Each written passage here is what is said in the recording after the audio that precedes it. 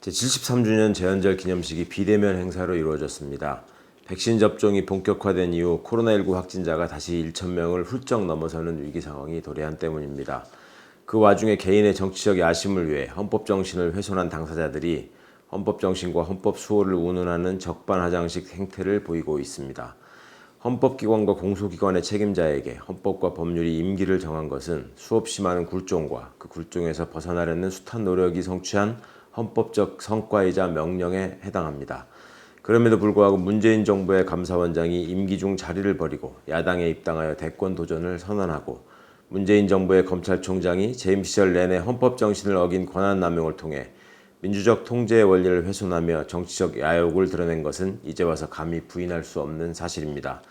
난데없는 헌법 정신을 운운하지 말고 차라리 편의적인 하느님과 역술가의 목소리를 앞세우는 것이 솔직한 태도일 것입니다. 특히 대선에 나설 목적으로 광주까지 찾아가 전두환 모의 재판과 관련한 허위사실을 기정사실화하려는 위선적 행태를 보이는 것은 주권자를 기만하고 광주 정신을 모욕하는 행태라는 점을 지적합니다. 아울러 감사원장의 위치에 있으면서 총선을 눈앞에 두고 원정 관련 감사 결과 발표를 무리하게 독촉한 사실, 거듭 소원하여 이루어진 대통령 대면 업무 보고 시 기초적인 질문에 단 한 번도 제대로 답변하지 못할 정도로 준비와 실력이 부족했던 사실에 대하여 솔직하게 진실 여부를 밝혀주기 바랍니다. 두 사람 모두 부디 헌정사를 더럽힌 자신들의 과오를 자성하고 자중하기를 바랍니다. 좋은 말을 갖다 붙여가며 본인의 정치적 이득을 도모하는 데에도 최소한의 금도는 지켜져야 하는 법이기 때문입니다. 지난 14일에는 법무부 대검찰청 합동감찰 결과가 발표되었습니다. 한면숙 전 총리 모해위증 교사 의혹 사건 당시 검찰이 재소자를 반복 소환해 증언을 연습시켰고 검찰에 유리한 증언을 한 재소자에게 부적절한 편의를 제공했으며 불리한 수사 서류는 누락했다는 사실이 그대로 밝혀졌고 감찰부에서 조사 중인 사건을 권한을 남용하여 인권부로 재배당하고 대검 부장회의 결과가 45분 만에 언론에 유출된 사실도 확인되었습니다. 이렇듯 감찰 결과로 드러난 명백한 불법 행위에 대해 윤석열 전 총장의 반응은 뻔뻔하기 그지없는 동문서답일 뿐입니다. 이번 합동감찰에서 재확인된 사건 재배당 문제, 감찰정책연구원 교체 문제 등은 사건을 축소 은폐하려 했던 윤석열의 불공정한 민낯임이 분명합니다. 이번 발표가 단지 수사관행에 대한 대책 마련에 그쳐선 안 됩니다. 법과 원칙을 바로 세우고 검찰에 대한 국민 신뢰를 회복하기 위해서는 관련자들에 대한 처벌과 징계가 반드시 필요하다는 점을 강조합니다. 아울러 윤석열은 검찰총장 재임 중에 발생한 수사농단과 조폭 수준의 재수사 감싸기를 위한 각종 직권 남용에 대하여 책임지고 국민 앞에 사과해야 할 것입니다. 윤석열의 검찰 권력 사유화가 만들어낸 이권 카르텔이야말로 이번 사건의 공범이자 검찰개혁의 본질적 이유입니다. 멈춤 없는 검찰개혁으로 검찰의 정치와 검찰 권력의 사유화를 끊어내고 업무 수행의 공정성을 되찾을 수 있도록 해야 할 것입니다. 가짜 수산업자 게이트는 단순한 사기나 로비 사건을 넘어 검찰과 언론, 학계가 얽힌 더러운 기득권 카르텔 의혹으로 속속 드러나고 있습니다. 아울러 이동훈이 금품수수 사실로 입건된 사실을 알고도 캠프 대변인이라며 한 배를 탔던 윤석열의 정치공작 주장은 실소를 금치 못할 일입니다.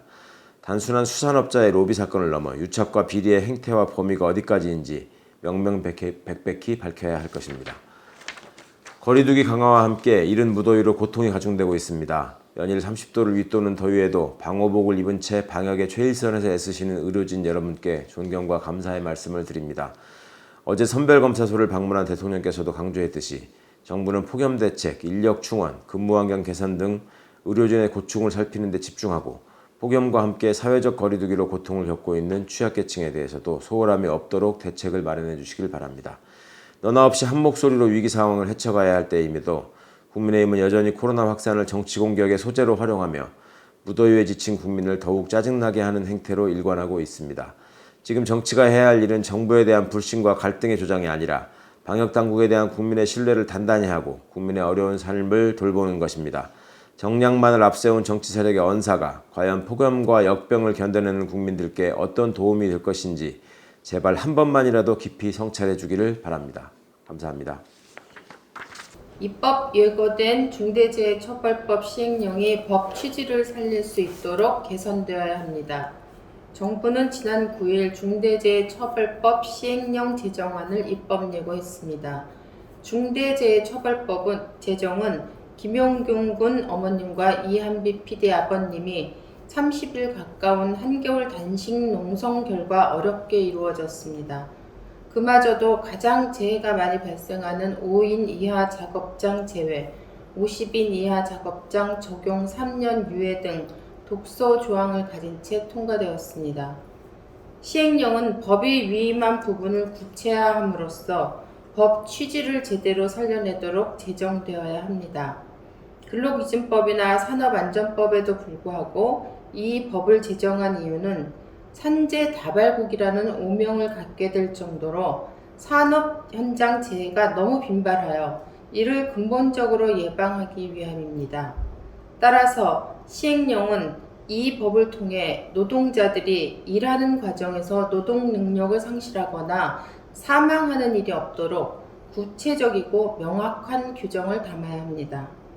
그러나 입법 예고된안은 실질적 재해를 예방하기에 턱없이 불충분한 내용으로 채워져 있습니다. 급성 중독 등 직업성 질병 범위는 거의 전부라 할 정도로 급성 질병 24개로 제한되어 있습니다. 법률에서 등이 추가된 조항과 아닌 조항의 차이가 얼마나 큰지는 법을 조금만 들여다본 사람이라면 알 수 있습니다. 구의역 김군, 김용균, 이선호 군 사망이 모두 2인 1조 작업을 하지 않아 발생한 비극임에도 불구하고 안전보건관리체계의 구축 및 그 이행에 관한 조치의 구체적 내용에는 안전보건체계를 갖추고 이를 담당할 인력을 배치하고 예산을 배정하라는 애매한 규정으로 되어 있을 뿐입니다. 심지어 안전보건관계법령에 따른 의무 이행에 필요한 관리상 조치 항목에는 이 업무를 위탁할 수 있도록 하는 조항까지 포함되어 있습니다. 즉, 위탁업체에게 안전점검 관리 책임을 전가할 수 있도록 한 것입니다. 최근 전 세계적으로 지속 가능 사회를 위한 ESG 경영이 확산되고 탄소 국경세 등이 현실화되면서 각 기업들은 빠른 속도로 이에 대응하고 있습니다. 더 대규모 비용이 드는데도 그렇습니다. 이는 더 이상 윤리적 문제가 아니라 이윤 창출과 직결된 문제이기 때문입니다. 그러나 노동자들의 재해를 줄이기 위한 노력은 여전히 안 써도 되는 비용 차원에서 접근되고 있습니다. 이를 법으로 제어하기 위한 것이 중대재해처벌법입니다. 노동자들이 일하다 죽지 않도록 하는 문제도 탄소 중립 실현만큼 중요한 문제입니다. 현재 제출된 중대재해처벌법 시행령은 법 취지를 제대로 살릴 수 있도록 수정되어야 합니다. 대학과 학회가 학위 논문 장사로 학문과 교육에 대한 사회적 신뢰를 실추시키는 일은 금지되어야 합니다. 최근 윤석열 전 검찰총장 부인 김건희 씨 박사 논문 부실 문제, 경기대 교수들의 관광경영학회 논문 품앗이 및 심사위원 명의 도용 문제 등이 사회적 이슈가 되고 있습니다.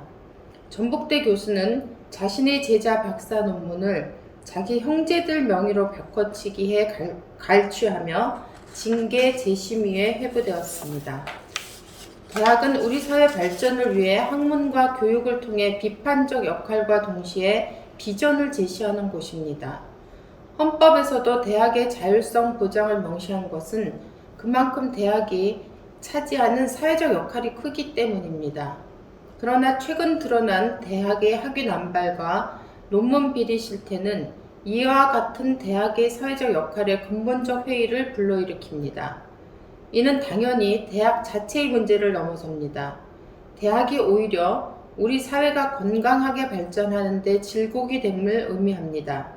이런 상황에서 정원 미달로 인해 대학이 위기에 처했으니 국가가 재정 지원으로 대학을 살려내야 한다는 대학 측 주장에 어떤 국민도 동의하지 못할 것입니다. 교육부는 국민대와 경기대에 대한 감사를 즉각 실시해야 합니다. 아울러 대학의 학위 인증 시스템과 학회와 학술지를 관리하는 한국연구재단에 대한 전면적인 업무 점검을 실시해야 할 것입니다.